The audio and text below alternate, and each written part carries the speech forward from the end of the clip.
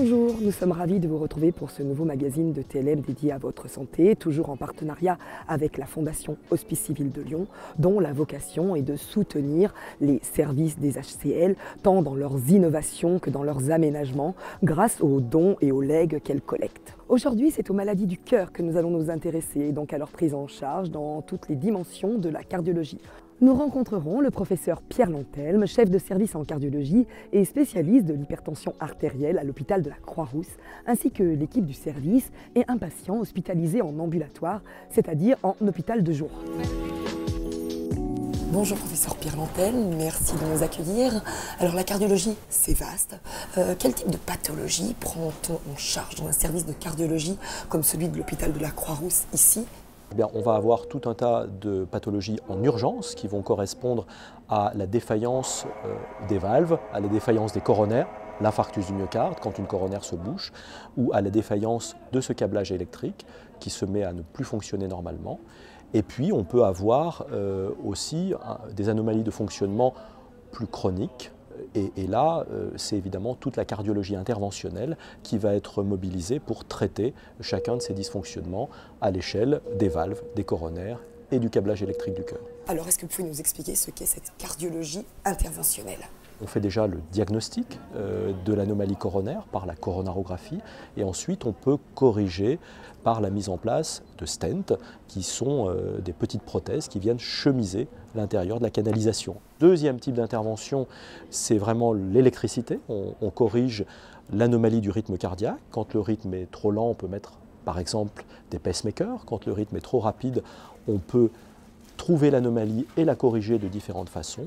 Et puis le troisième axe, c'est l'anomalie structurelle du cœur, donc l'anomalie de la valve, où là, on a depuis une dizaine d'années une explosion des possibilités en cardiologie interventionnelle, où on peut corriger l'anomalie de la valve sans aller à la chirurgie cardiaque.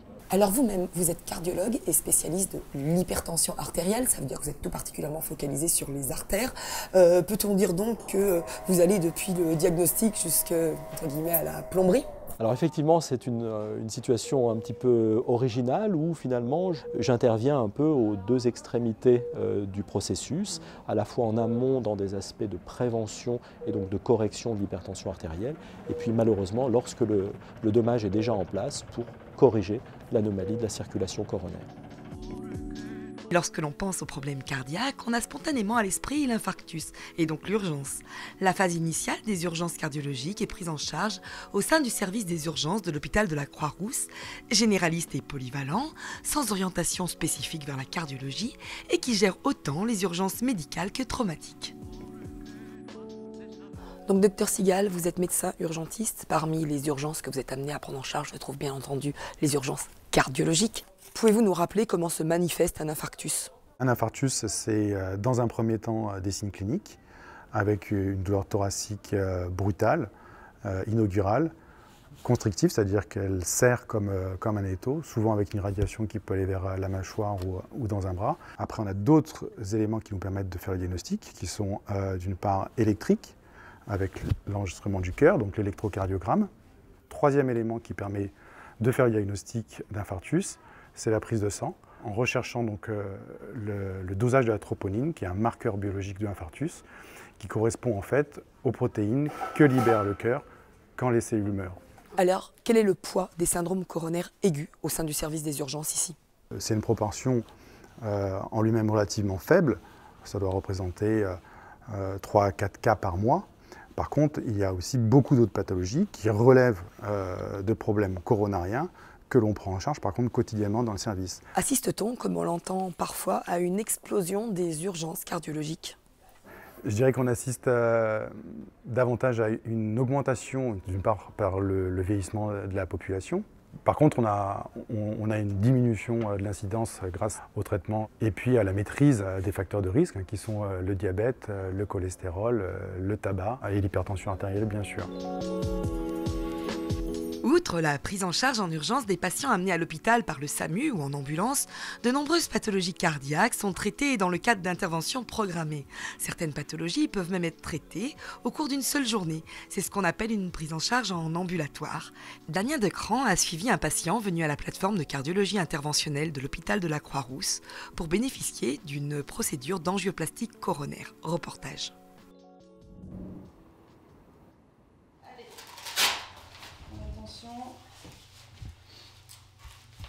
Vous avez pris votre douche et la bétadine. Ce qu'on va faire, c'est que vous allez m'épeler votre nom, prénom et date de naissance, s'il vous plaît. D'accord, alors mon nom là-dedans, L-A-D-E-N-T. Il est un peu plus de 8 heures quand Guy et Jean sont pris en charge par l'unité d'anesthésie et de chirurgie ambulatoire de l'hôpital de la Croix-Rousse. Ces deux patients vont l'un après l'autre subir une intervention cardiaque. C'est la première fois qu'on procède de cette manière ambulatoire. Les 3 fois précédentes, je suis resté presque 3 jours à l'hôpital. J'entrais un jour, on m'opérait le lendemain et je sortais le 3e jour. Je crois avoir 6 ou 8 stents. Et on pourrait m'en mettre 10, ça n'a pas d'importance. C'est bénin, quoi. C'est pas effrayant du tout. On a l'impression, bien sûr, au début, comment dire, on s'habitue à tout. C'est pas grand, bien sûr. Mais j'ai plus l'appréhension. Bonjour Monsieur Briand. Bonjour docteur, en forme? Bah oui. Dans quelques minutes, ils rejoindront le bloc opératoire. C'est le docteur Cyril Besnard qui va prendre en charge les 2 procédures d'angioplastie coronaire. Il s'agit de coronarographie et d'angioplastie ambulatoire qui consiste à aller regarder les artères du cœur, qui s'appellent les artères coronaires, et éventuellement à les réparer par la mise en place de stents. C'est Guy, le premier à passer entre les mains du docteur Besnard. Une simple anesthésie locale va lui permettre d'interagir durant toute la durée de l'intervention. On traite avec des ballons qui vont progressivement écarter les parois du vaisseau pour restaurer un calibre artériel normal. Et généralement, on applique également un ballon un peu spécial qui est recouvert d'un produit qui améliore la cicatrisation du vaisseau pour éviter que cette resténose, c'est-à-dire ce nouveau rétrécissement, ne récidive. Je sens rien, c'est cool. Même opération pour Jean quelques minutes plus tard, avec cette fois-ci la pose d'un stent, un dispositif métallique qui va permettre de maintenir l'artère ouverte. 40 minutes plus tard, c'est dans sa chambre que nous retrouvons Jean. Comme pour Guy, tout s'est parfaitement déroulé. Après une après-midi en observation, ils pourront rejoindre leur domicile, presque tout neuf. Ils quitteront le service après moins de 12 heures d'hospitalisation. Une infirmière prendra dès le lendemain des nouvelles de leur état de santé, puis leur quotidien reprendra son cours. C'est alors leurs cardiologues et médecins traitants qui assureront leur suivi si besoin. Le traitement en ambulatoire est de plus en plus publicité pour de nombreuses pathologies qui ne nécessitent pas un séjour de plusieurs jours à l'hôpital.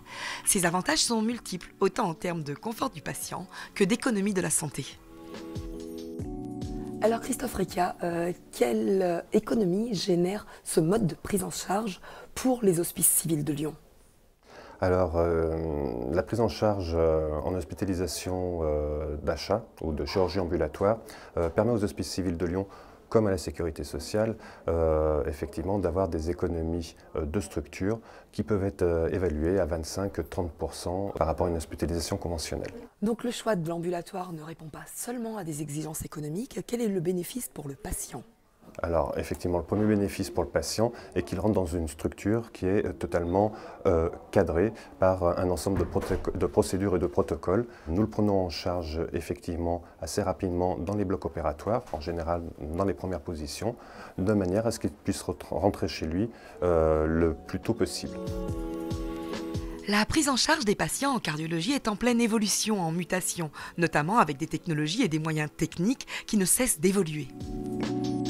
Donc, professeur Lantenne, nous revenons vers vous pour dresser un bilan. Quelles sont pour vous les principales évolutions ou révolutions dans le domaine de la cardiologie ?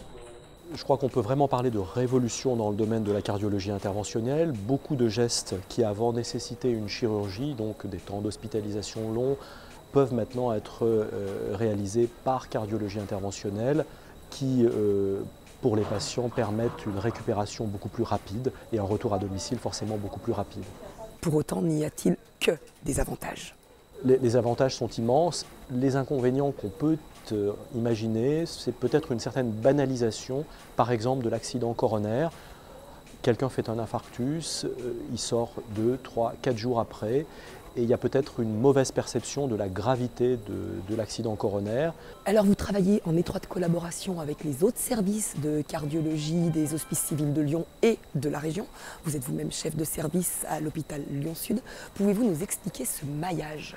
Il est très important de collaborer avec les différents hôpitaux périphériques, ce qui permet d'amener une offre cardiologique là où elle est nécessaire, et puis ça permet aussi de fluidifier et de faciliter l'accès des malades au plateau technique interventionnel, notamment de la Croix-Rousse. Si demain la Fondation Hospice Civil de Lyon, dont la mission est de soutenir les projets de recherche au sein des services, si demain cette fondation pouvait vous aider à concrétiser certains de ces travaux de recherche, quels seraient-ils et comment les Lyonnais pourraient vous aider dans la concrétisation de vos projets de recherche?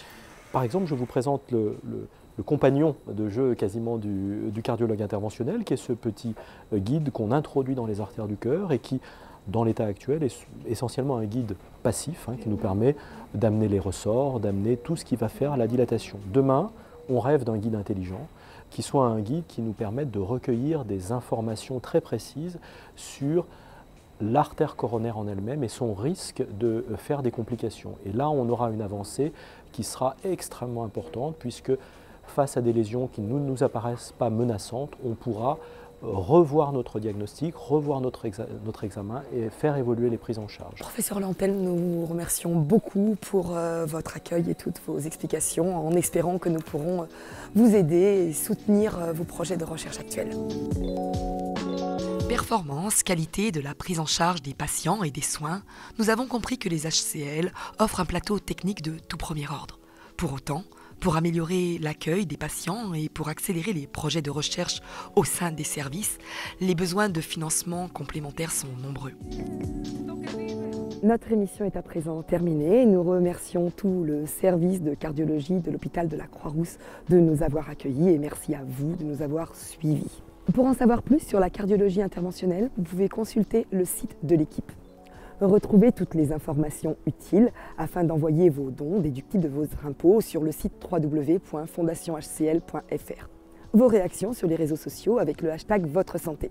Le mois prochain, nous vous emmènerons à l'hôpital Édouard Herriot pour découvrir une technologie innovante utilisant des ultrasons de haute intensité, les IFU, dans le traitement du cancer de la prostate et nous serons accueillis par le professeur Crouzet.